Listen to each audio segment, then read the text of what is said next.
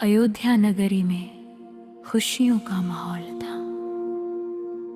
चारों राजकुमार राम, लक्ष्मण, भरत और शत्रुघ्न अब धीरे धीरे बड़े हो रहे थे। उनकी बाल लीलाएं सबका मन मोह लेती थीं, लेकिन अब समय था शिक्षा का। राजा दशरथ ने सोचा, मेरे पुत्रों को केवल राजसी सुख नहीं बल्कि ज्ञान, धर्म और मर्यादा भी सीखनी चाहिए।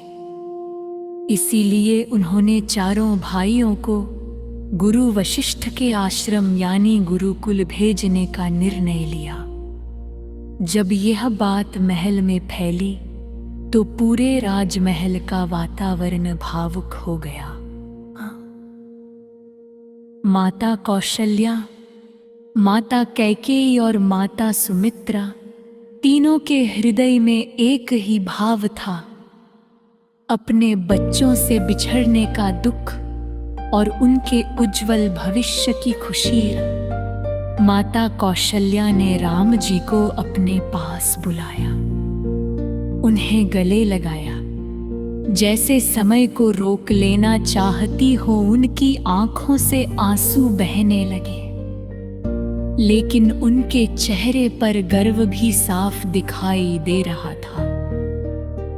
धीरे से उन्होंने कहा, पुत्र राम, तुम केवल मेरे नहीं, पूरी अयोध्या के हृदय हो।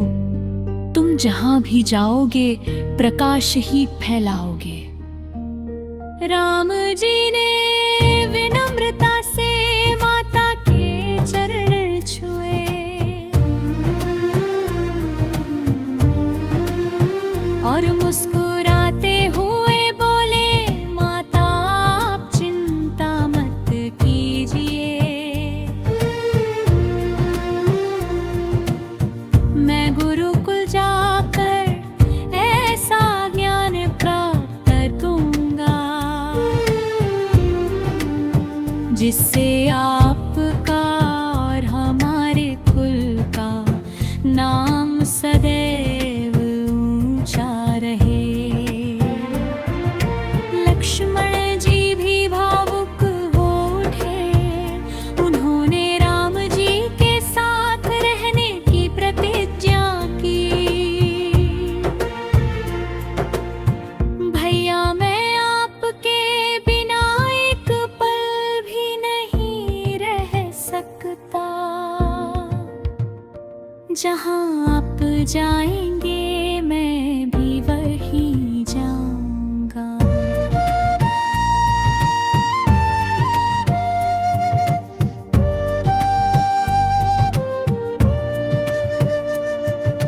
भरत और शत्रुघ्न अपने भाइयों को देख भावुक हो गए। चारों भाइयों का यह प्रेम देखकर पूरा महल गदगद हो उठा। विदाई का समय आ गया।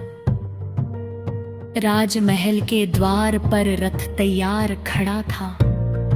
गुरु वशिष्ठ स्वयं उन्हें लेने आए थे। चारों राजकुमारों ने अपने माता पिता के चरण स्पर्श किए।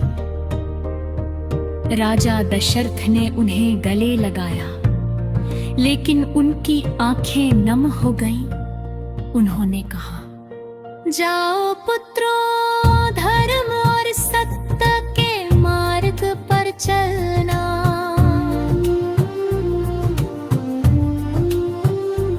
और गुरु की आज्ञा का सदैव पालन करना। राम जी ने सिर झुका कर कहा, पिताश्री, आपके संस्कार ही हमारे मार्गदर्शक होंगे। धीरे धीरे रथ आगे बढ़ने लगा। माताएं दूर तक उन्हें देखती रही, जब तक के रथ आंखों से ओझल नहीं हो गए। अयोध्या की गलियों में एक अजीब सा सन्नाटा छा गया, लेकिन हर हृदय में एक विश्वास था, ये बालक लौटकर एक दिन महान बनेंगे। जहाँ अब आगे क्या हुआ। जब चारों भाई गुरुकुल पहुंचे तो वहां उनका स्वागत किसी राजकुमार की तरह नहीं, बल्कि एक साधारण शिष्य की तरह हुआ। यहीं से शुरू हुई कैट सेवा, त्याग और सच्चे ज्ञान की असली यात्रा। अगले भाग में